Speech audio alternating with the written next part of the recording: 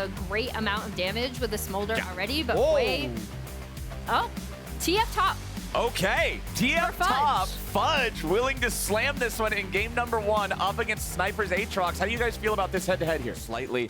Biggest difference you can see across the board in terms of farm right now is the top lane, but both junglers hanging around the mid. Nice seismic shove coming out, and Quinn is dead. How willing he is to go for the 1v1, like even sacrificing his lane at times to be able to Quid? I think he's dead. Oh, Yep. Jojo Pune. Drake, so they'll have Prio on Drake stacking as well. C9 are absolutely... And it goes from bad to worse for Quid.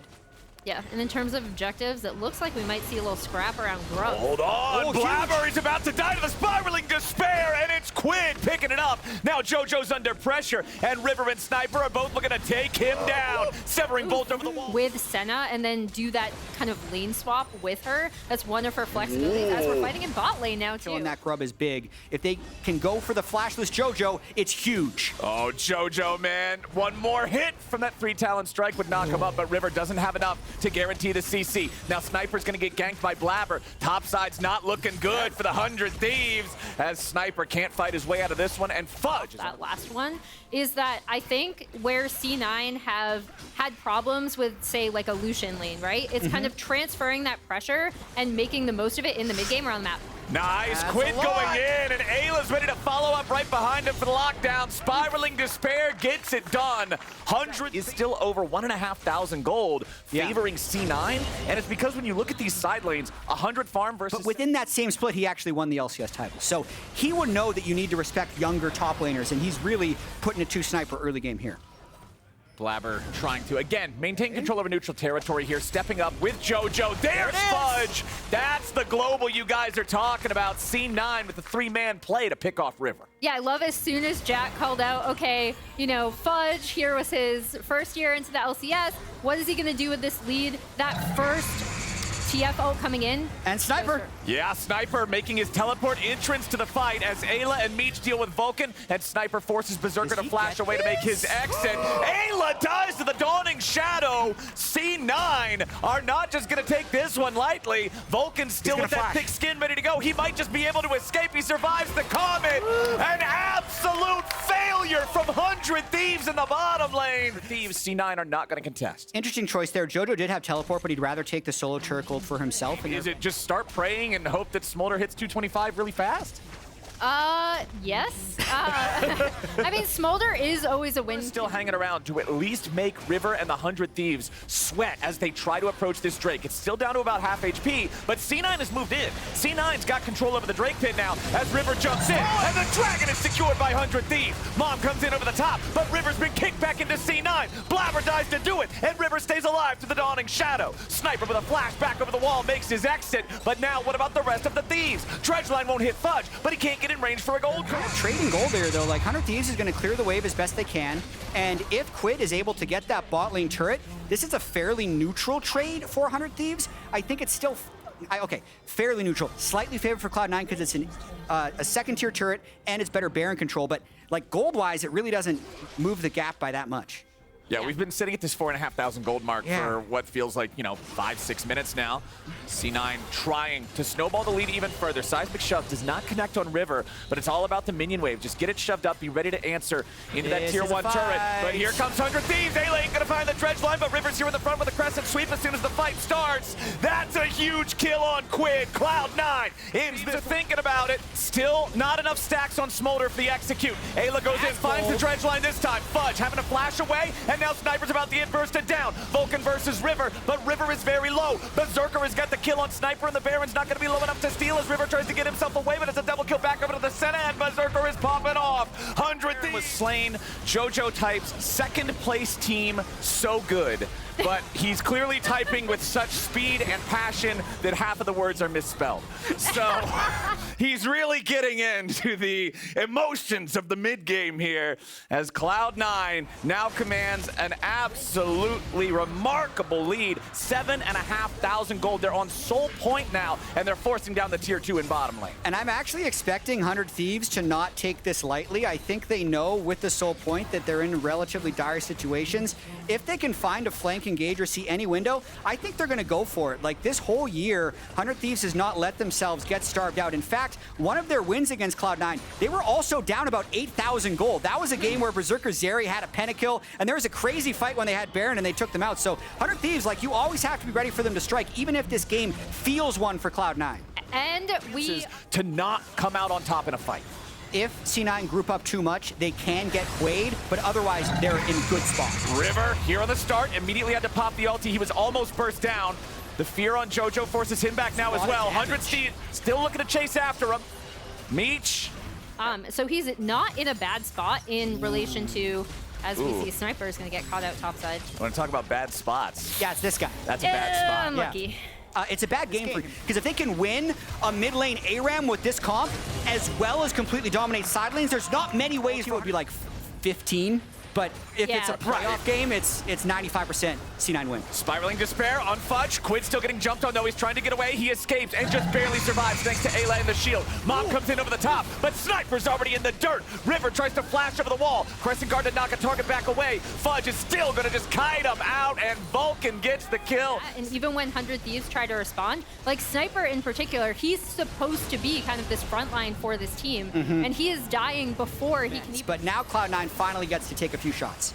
JoJo gets hit by the snot bubble, but not a whole lot more going to follow that one up. Dredgeline wanted to go in, but not quite going to find the hit. That means the tier 3 turret falls here in the top lane. Inhibitor is your next target. C9 not stopping anytime soon. Berserker using the heals to make sure that JoJo doesn't get too low. They want to keep this going. Backing up now because no one's denying this. All right, Weaver's Wall's coming in. JoJo and the rest of C9 ready to block 100 Thieves away from the tier 3 turret in bottom lane. They got 10 seconds left on Baron, but that's plenty of time. Inhibitor now under pressure here as C9 will just continue whittling it away. Berserker's got the range to keep poking on the thing. Dredgeline hits a minion. Ayla hits the ground. C9's got a 5v4. The Inhibitor's still in their sight. Fudge looking maybe for an angle here with the ulti. Mom comes in. Blabber's burning, but he ain't low enough just yet. Meech trying to stay away from the unraveled earth as River wants an entry point, using the ulti to knock Blabber back into the rest of the team, but now Meech is dead. Fudge has him locked up, beaten down. C9 should just walk it in for the win. 4 players still alive in the enemy base as Quid tries to survive, but he'll die on the steps of his own base. Sniper is stuck back in the fountain. C9 are running the show. Game number 1. They made this look one-sided. They'll take down 100 Thieves. Yeah, statement game 1 victory from C9, especially... Milky Way is actually changing, drafts across the world. Everybody's starting to play Kindred. They want more carry junglers, and they do have a Lulu on the team. It can help. So C9 knows they've got control over the mid lane. They've got control over the top lane. No reason for Blabber not to be here, just picking up some free grubs. Dude, how happy is Blabber? Like, his mid laner absorbs the first gank, which allows Blabber to pick up first blood in bot lane. His mid laner then absorbs another gank. Hold on, River with the flash over the wall, just going right after JoJo. The mounting Dread with the followed up dance for free. He's going to get the Drake for free. C9 is very happy with the first 8 minutes of this game number 2. Yeah, I am wondering... Are all showing up here in this top side. River ready to try to contest the grubs. River grabs the first one, so no 6 grub count. Really successful contest for 100 Thieves, considering they were a little bit behind in that top lane matchup. I'd say that charm chunk they got onto JoJo prevented an all-out fight from occurring. They are first to bottom, and there's the teleport. TP coming in as JoJo goes for the pop blossom and the dive on Meech. Ayla wants to keep him alive, but he can't do it in time. Now Quid's gonna try to clean these guys up. Nice flash away from Berserker. Keeps him alive long enough. Quid still in hot pursuit, and the Foxfire cooks him. Now JoJo's got to try to kite it out, but he doesn't have a lot of mana to work with. JoJo with 500 HP, but Quid's got all the mana. Another nice use of the charm, but Ayla picks up the kill. Now Blabber's coming in looking to finish these guys off. He goes after Ayla first because he knows that Quid is stuck on the wrong side of the rift. He tries to spirit rush his way back to safety, but he's fish food, baby. Quid drops. Vulcan gets the money. But Meech is so low now. There's no way that 100 Thieves can try to contest this second Drake. Blabber's going to pick that one up too. It's now a 2-0 to immediately get out of there as River jumps in with the dance of arrows. But there's Berserker's calling. Ayla loses about 1/3 HP. River has to flash over the wall. Oh no!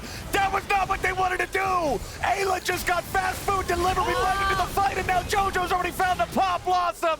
I think the game just ended, and it sounded like a blast cone. C9 trying to grab another one here as Sniper barely escapes back underneath the tier 1 turret. C9 gets 3 kills. C9 gets the Herald. C9 is not letting Aatrox back. They're going to save him for dessert. Sniper wants to clear this wave. Good luck. Objective bounties are available soon, but the only bounty they want, Sniper, baby. Fudge goes on a rampage.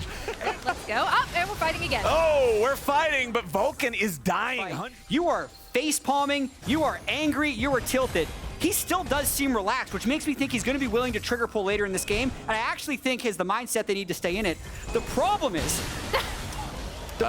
Fudge has 5 kills now. I was about to say, I think the problem might be the dead Aatrox on our screen, as River also drops on the other side of the map. Fudge takes the tier 1 turret. 5,000 gold lead now for C9. They're just going to keep on pushing down the mid lane, take out that tier 1 there. That's going to balloon this up to about 6K. Yeah. And this is what They should be able to have side lane pressure. River has not been able to do anything for 2 straight games. JoJo is going to end up getting this turret on bot side. The Jax. Yeah, I mean, C9's map control in these. Oh, Quid! Pop Blossom into the blooming blows. C9, they get the kill, and JoJo lives with the stasis. Ayla pops him there at the end to make it a 1-for-1. But C9 nearly getting a kill on River here, too. Now he's just face-checking into the Lucian. River, he'll stay alive through Lamb's respite. They throw him up in the air with a tidal wave. River gets himself back far enough to survive. Meat still trying to fight back against these guys. Moonlight Vigil doesn't hit a damn thing. Blabber's spinning, C9's winning, and there ain't nobody on 100 Thieves gonna stop him. Holy cow, 4 dead bodies in 100 Thieves colors. And that entire sequence was C9 ego. Yep. They didn't need to do that to win this game, but they wanted to do that to win this game. JoJo flashed in between turrets. To win because we're A-ramming against Shopify Rebellion for like a half hour. It's stuff like this, right? Yes. It's them. In most regular season games from Cloud9, it was kind of a JoJo check as Berserker is signaturing on River. He nearly kills 2 of them. River is dead. Meech barely survives. Sniper stuck in a bad fight now as Blabber and JoJo are working together to burst him down. He's trying to fly away. Barely escapes the root. But Berserker, he's not done. He wants to go in. Where's that signature shot? All right, not quite enough. Not quite enough firepower, but hey, if the small arms fire won't do it. 17 scrims in a row, and oh, we show up on stage. But this is actually the manifestation of the things that happen to 100 Thieves if things do not go well. And it's very interesting right now, the mental that 100 Thieves is going to be in going into Game 3 because it's been annihilated, as LS also makes this LS joke. agrees with you. Great minds think alike. Faithful 100 Thieves Have a double-digit goal lead at 22 minutes, you feel invincible. Yeah. And I think you might as well be, bites the dust. C9 pushing down mid lane. They've got the Baron. Tier 3 turret, it's just going to evaporate, man. There is no way. The Thieves will try to rally, maybe make one last defense here. C9 will take down the first inhib over in mid as they're waiting on Fudge. JoJo goes into the engage with Pop Blossom. River barely gets the Lamb's respite off in time to keep himself alive, but now the wave coming in over the top guarantees he drops anyway. Blabber is unstoppable, and C9 keeps the march going. They note they still got another 30 seconds before Blabber is back. Meech is back on the map, but he's a cannon minion with his hair swept in front of his eye. At this point, Aphelios does not do anything in this game state. Want a chance in this series. I don't think they can let Fudge have this counter pick because it's 2 games in a row. I think he's been the most impactful as he just freely leaps into the base, and Cloud9 still has Baron somehow. 4,000 gold power play going for more. Yeah, the Ahri's completely out of ulti opportunity now. I don't think 100 Thieves is long for this world. Inhibitor topside taken down. Double super minions in every lane now. Spawning for C9 as Berserker dashes in. Once again, just trying to flex those muscles. Pop Blossom ain't gonna find Quid. He flashes out to stay alive, but Blabber's still looking to keep these guys on the run, but they're looking to burst him down. Sterix Gage keeps the monkey going, but the shutdown back to Meech. C9 finally get a little too hyphy and end up losing 1-0. Yeah, I mean, it's good that kill. Hold on. Never mind. 1 for 1. Fudge hits him with the stick. And now Sniper's got to try to get himself away from it. C9 is not willing to just let this one go. They're not going to find any lockdown there from JoJo's Nico. Now Sniper's still at about half HP. He's got to be careful here. Keep your eyes on Fudge. Quid goes in for the charm. They lock down the Jax, and the shutdown goes over to Quid. 100 Thieves now looking for a little bit more, but all they're going to find is a bullet. Quid barely holds on thanks to Lamb's respite yet again. They're still trying. They still got 2,000 gold to bounty in that last exchange. Yeah, say if there's a moment, that would be the one we play to. It would be. I think It is almost impossible to kill him. We saw they finally did take him down in that last one, but now Sniper here on the front line yet again. Berserker with a calling. Doesn't quite have enough damage to finish him off, but River's going to be your next target now. The Kindred's been the only thing keeping these guys alive. There's your tidal wave to guarantee it as Ayla flashes back into the fountain. JoJo with a 3-man ulti to guarantee that Thieves can't do it. C9 might have lost their mid laner, but they took out 2. They'll finish off the Nexus, and they'll move to match point. Maybe he goes with something like Aatrox, and it's a rumble. It's a rumble pick for Sniper. instead.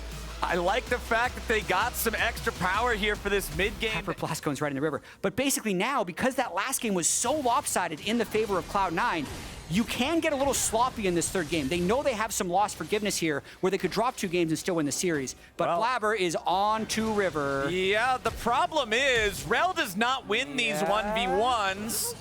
River trying to get away back to the safety of his team. Blabber marks him with the wind becomes lightning. It's first blood over to JoJo, but it gets traded 1 for 1. An old game where you have to like sneak around and follow the NPC character, but Blabber is currently not enough backup from his team to go after the enemy support. There's your lockdown. Uh-oh, 100 Thieves. You're about to lose your support, and Berserker's about to get the money for it. Berserker grabs the kill there. Really shown up this series. He was very poor compared to his standards in the regular season and has been very good in this specific series. 1,000 damage per minute in the first 2 games. Almost 1,000 gold up at 14 minutes in this series early on, and again, a big lead in the third game.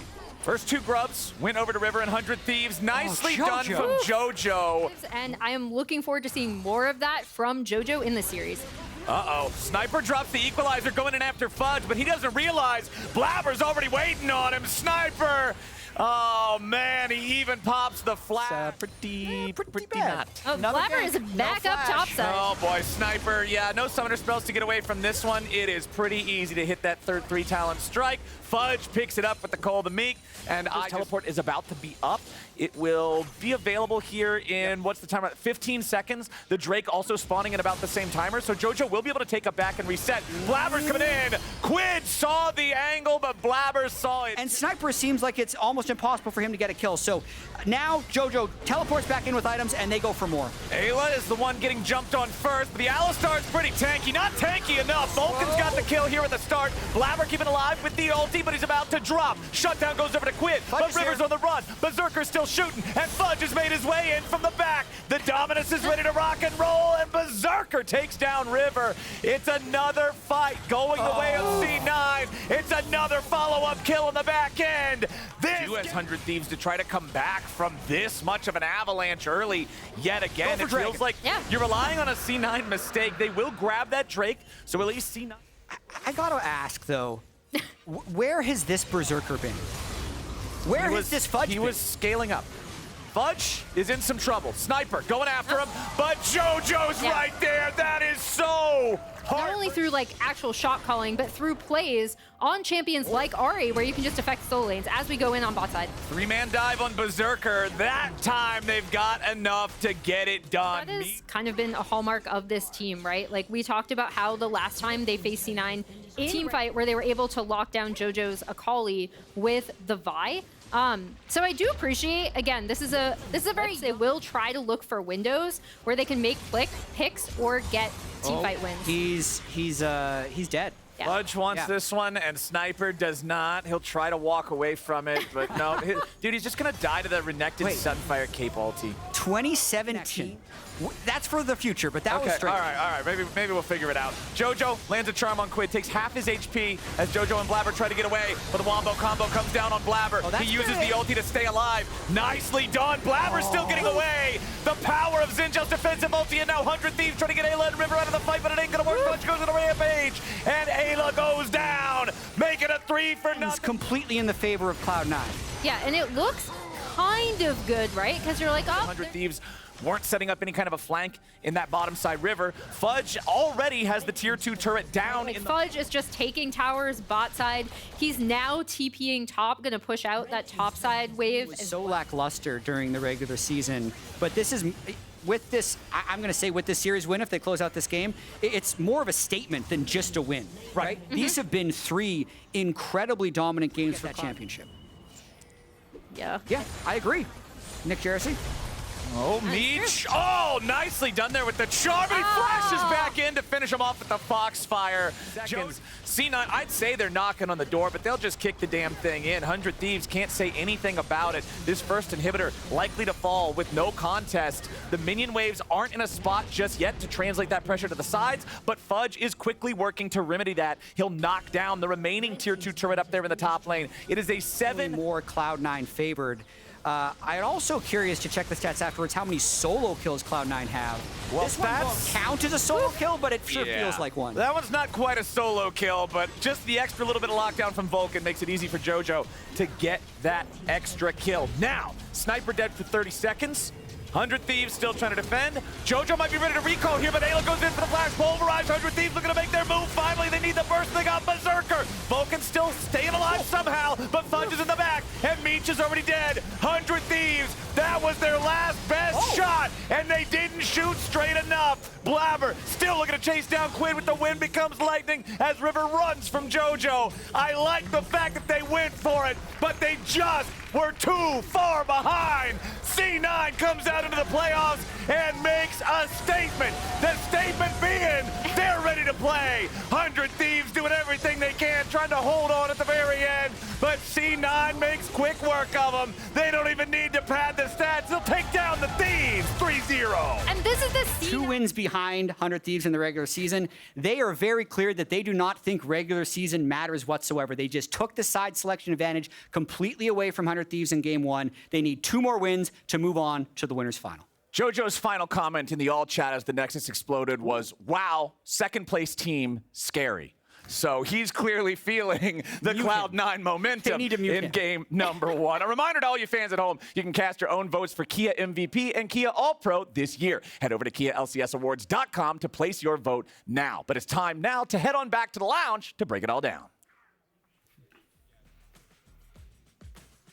Thank you, Flowers, and welcome back to the lounge, fans, and welcome back to the stage, Cloud9. They are so back. They deserve so much credit for this game. I feel like that is the best game I've seen Cloud9 play in months, honestly. I've got my trusty observer over here, Mr. Azael, the Azerber. I got you. The Obzael is going to set us up with some replays here. Number 1, I just want to point out some things that were really intelligent that Cloud9 did, and you might not be able to see during the live game. One of the biggest things was how quickly Cloud9 started out with a lead, and Blabber deserves so much credit. Quid actually has flash, but look how Blabber hovers outside of Quid's vision. So when JoJo goes for this seismic shove onto Quid, he's thinking, oh, I don't have to flash JoJo's seismic shove because look, the HP is so low. We have River coming around. It's not going to be deadly. But Blabber comes from outside of vision, hovering around with his flash play here on the Lee Sin. And if we roll it through, then once you've let the seismic shove hit, you're just dead. And he blows the flash afterwards too. So as you already know, they do a repeat there, JoJo gets a solo kill, and Cloud9 start their early gold lead. Another really good example of Cloud9 outplay was in the bottom lane here. Berserker and Vulcan playing the 2v3, and they play it so incredibly well that they even turn around a kill, which gives them so much pressure. Already, the Senna Tahm Kench earning their own turret plates, so much aggression, that 100 Thieves feel like they have to teleport gank down here. And once the teleport does end up coming in, we'll see Sniper is the one who's going to try and teleport in. They're like, we got to put a stop to all this pressure Cloud9 bottom lane is putting on us. They use the ultimate. Berserker, look at that. He dodges in to dodge the Q from Aatrox so that he can also land the point blank snare. Let's rewind it here, Mr. Azael. Thank you very much, sir. Thank you, Assistant Azael. Thank you, Azerver. We'll go a little bit slower. Okay. So the first one, let's go through and we'll look at Berserker first.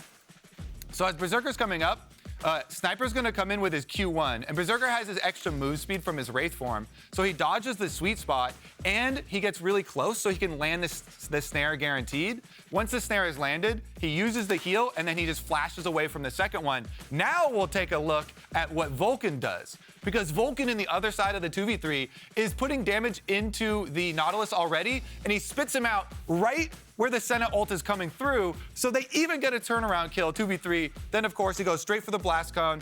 You can speed it back up now because it's just going to be Tahm Kench running away. He saves his gray health for maximum effect of the gray health. Thank you for the style zoom in, Azael. Really good camera work there. It's a swag walk. Can I get some applause in the chat? Very well done, observer here, Azael. You got a future career. Well, Raz, how you doing? I mean, that was a massive game for Cloud9. Obviously, I was the one who was most like on the 100 Thieves hype train. Yes. But so much credit to Cloud9. They're actually so back. I feel like the practice that they must have put in this last week already paying off. Their play is so much cleaner. Yeah. The coordination was really clean. I even super enjoyed their team composition. When you have the top lane Twisted Fate coming in late to supplement Talia, your map pressure is insane. You've got, Senna ultimate, you've got Talia ultimate, and you have Twisted Fate ultimate. And if Blabber is playing out of his mind on Lee Sin, making all these plays, then you just have such an aggressive team comp. I think 100 Thieves for sure need to look back on their draft. Maybe they will stick to what they were prepping for game 1 and then try and apply it in game 2. Like Nautilus for sure was just going to get punished the most you can possibly get punished. You're going into a Talia that's all, of course, difficult, a Tahm Kench, so the first pick is not going to be the one that gets the kill. You're also walking into Twisted Fate Gold card for objectives. So how Cloud9 played Drakes and also how they played the Rift Herald really early on made it really difficult for 100 Thieves to walk in. And then, of course, is built for side laning. So the one thing that I wanted to mention that you already kind of hit on with your Telestrator, yes, mid lane got ahead because of that play. Top lane was ahead because of the matchup. Bot lane had a sizable lead, and we did not even pan down the camera to really see what was going on there. So it was really reminiscent of the first game that these teams had in the early portions of the split. So 100 Thieves have selected blue side. To touch on the bot lane, Berserker, last time he played Senna, got a lot of flack for how bad his soul collection was. As the Nexus died in that game, at 31 minutes, he had about 80 souls. In this game, he hit that mark before 17 minutes. So much better from Cloud9. They are looking really good in game number 1. But we're going to have to see if 100 Thieves can strike back. Game 2 coming up next. Objectives. All right, game number 2 is wrapped up, and it's time to remind you all, during the 2024 Spring Split, you can use your MasterCard to make a purchase from the in-client store and save your card on file to be entered for a chance to win a trip to a League of Legends event or a set of 8 Player of the Week statues. Entry period is from March 2 to March 24. But now, we're going to head on back to the LCS Lounge to break down game 2. Hello and welcome back. It's my time to shine now, Go buddy. for it. Get in there. They gave me the iPad. Honestly, we also had Courage in the background there. He was like, please don't show this to me anymore. Too bad. We're going to take a look at the game again. Look at these clips. Are we actually starting with the Rift Herald play? I feel like that's cold. We could. It's a possibility. Let's just roll it through. All right, let's start. Here we go with the jungle ones. Honestly, though, the junglers were so big this game, both of them. 400 Thieves, even though Blabber was smurfing on them, River was still getting a lot of stuff done. He blew the flash here. He'll return later to get the kill, but Blabber, this is where he got the first blood, went bottom side after he saw River go mid. And we were talking in the pregame about how maybe Blabber's a bit more predictable than River, but I don't think so. He did a good job if we look at the mini-map here. And never mind, we'll just move on. Get that mini-map out of here. Yeah, I mean, I just think it was so key that he was able to get down towards bot lane and actually impact the Lucian Nami lane. This is the first time this season I can remember where they actually put them significantly ahead. They get the early gank, then they slam it home off of what was a grub play. It was actually a full move from 100 Thieves up towards the top side to stop C9 from getting 6 grubs. Yeah. So instead of overcommitting to that fight, they left Berserker down bot side, and they just rotate down towards bot. So great, you took 3 grubs. Who cares? Your Aphelios is a grub for the rest of the game. Like, this guy is useless. They dive him. Yes, there's some things here that could have improved. JoJo could have played this more slowly if Blabber had come down, and I don't think he had to actually give that kill back to Quid. But the play was so good for them. It's 3 grubs for the other team not having an ADC for the rest of the game. Yeah, Berserker just ran like a train through him. Like, not only was he 50 CS down at 15 minutes, but anytime they were trying to play through mid lane waves, Meech was getting chunked to about 20% HP, and then the incident happens. We gotta pause it. Pause it. Hold on. What was that, River? We got a suspect over here. He just assassinated his own teammate. Now, I'm going to tell you exactly how that happens, though. He flashed, and he was trying to right-click to run away. Yeah. He clicked And you right-click right on the blast clone. And that's us out of there, Kobe. Vulcan is going, what the hell, dude? And they all die. That's game right there, right? Yeah. I mean, this one was brutal. Fudge was also a monster. 2 games in a row, has been killing it. So 100 Thieves not beating the allegations, but Fudge definitely is. He had been getting a lot of flame so far this split. Yeah. Some of it justified, some of it I think a little bit hyperbolic, a little bit unjustified. And back-to-back games, the Twisted Fate was nasty, the Jax was nasty, Cloud9 really looking good. These are some of, it's not just is Cloud9 back, like these are the best games they have played all split. Even their beginning games where they came out looking pretty hot, I think these are cleaner games, they're more dominant. They're so back. This is the kind of the fear that you had if like Cloud9 had time to prep, and they are prepping for one opponent. They've I'm sure scrimmed multiple times, and like we've talked about that. In this game, I wanted to talk about Fudge just a little bit more, because a lot of the early game snowballs happened because of, yes, Jax was dirty farming. He places a ward in the enemy blue side jungle. Then Wukong sees Kindred and takes his grubs. I mean, the Gromp. Then they take grubs off that. It feels like this team is on the same page of what they want to do off the information that they've gathered. Finally, when we have a Lucian Nami lead that's happening bot side, we're converting that into a gank, into a bot lane dive that's successful. So this is just hard for 100 Thieves to deal with. I do have to levy some criticism towards Berserker, though. When you build 3 items that go zap, you have to commit to the 4th. You have to commit 4. When he built the IE instead of the Stormrazor after 3 proc items, extremely disappointed. Really should have committed to the Quadra Zap. That's probably what they're talking about right now in the review going into the next game. Yeah, Berserker, the laning was good. You get more psychic damage to the enemy team if you're full zaps. And then you have to shout across the stage at him. Zap! Got you! I got you! But he was chunking people to 50% HP, just jumping in left and right. That's the dream scenario. That's why people pick Lucian Nami. You're getting all these chunks like that. I mean, he had 3 full items when the Aphelios had a Stormrazor and a crit cloak. Yeah. So I'm pretty sure Lil Bro could have built a death cap on Lucian. Yeah, he could have gone full Darien. he would have been looking good either way. Like, he was just so far ahead. This is dominance, and it has to be some kind of mental damage there to the 100 Thieves side. You feel like after getting absolutely clapped, game 1, you could be like, it's just one game. Yeah. We needed to change. We heard Golden Glue in the interview with Miss Chim Chim saying we focus too much on scaling. We want to be able to fight early. We want to be able to do that. That's our strength. They go towards that in game 2, where they can have some more scrapping in the early game. They are supposed to be able to compete. You still get run over. Now it's kind of like, okay, what do you think they should even do for game 3? Because both sides of the coin kind of failed. Yeah, I think a lot of, as we can probably just talk about the draft a little bit, because 100 Thieves are going red. Yeah, they did choose red side for the next game, so they're going to have to change things up a bit more. And you kind of heard that nugget from Grayson, Golden Glue, when he was talking about how they wanted to play a little bit more in the early games because they were getting stomped, and that's still happening here. So I feel like the draft isn't going, sure, you can add more tools to make it so you can all in on the early game so you are not drowning. But I think the problem is more so how they're playing the game. So greatest example was literally the second replay that we showed where the Wukong going in for like a bot gank off the information of Kindred going mid. Like, if you are stacking a wave and you know you are vulnerable, you need the hover from your